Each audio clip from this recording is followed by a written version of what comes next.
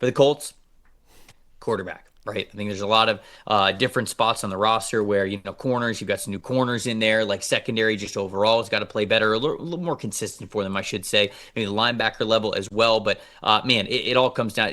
They're losing some stuff along the offensive line. So like Tanner Bortolini, Mac on Cavs, like how are those guys going to fit into the mix along the offensive line? But it is all second place at best to the eyes and the attention that we're going to be putting on the quarterback position. Anthony Richardson, Daniel Jones, even Riley Leonard.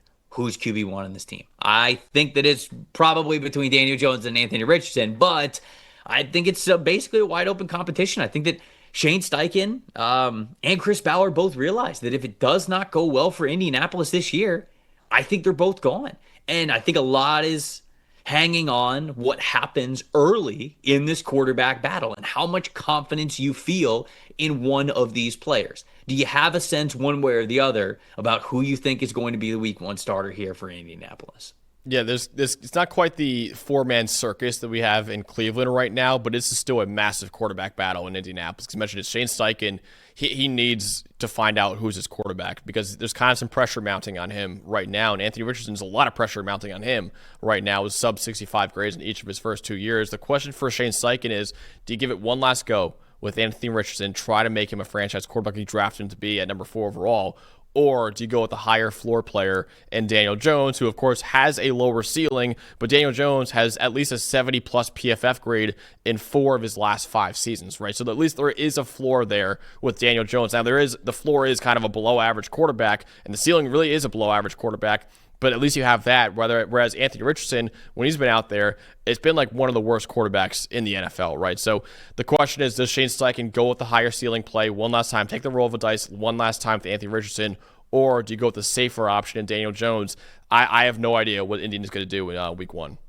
Walt in the chat is saying he thinks the head coach of the Colts, Shane Steichen, is tied to Richardson.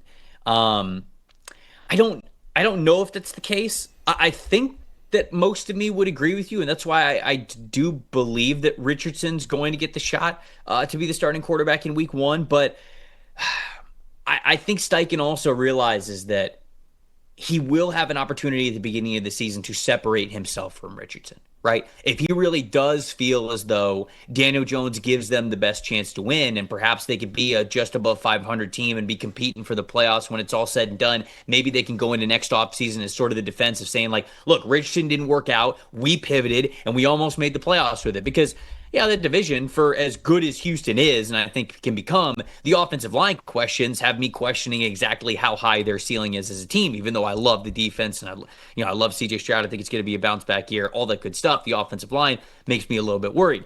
So can they compete in that division? Can it come down to the last week with Daniel Jones? And if it can, I do kind of believe that Steichen would move away from Richardson, but I think if he's going to do that wholeheartedly, it would be early. So we'll see how that ends up panning out. I'd still say Richardson's the week one starter right now, but man, if it looks bad in the preseason, I think that will be Steichen's time to say, nope, okay, done with him, not thinking about it again. We're moving on. Yeah, and real quick, Trevor, I think it was really telling that Daniel Jones has a $14.5 million cap hit next year, which is 18th highest among all quarterbacks. And of course, it's not like a top 10 cap hit or anything like that, but that's still pretty much starting caliber money. I think there is a chance that we see Daniel Jones a good amount next year. Oh, Walt's saying that he thinks that he's tired of Richardson. Yeah, I mean, I think that everybody's tired of the inconsistencies, yes, but I think that a lot of people would also have the conversation of, hey, you drafted this guy very, very high. This was part of your regime. Is he tied to Richardson's success? I don't know. I do think that he's tired of the inconsistency. I think that we saw that last year with him being benched, so I do think that is true.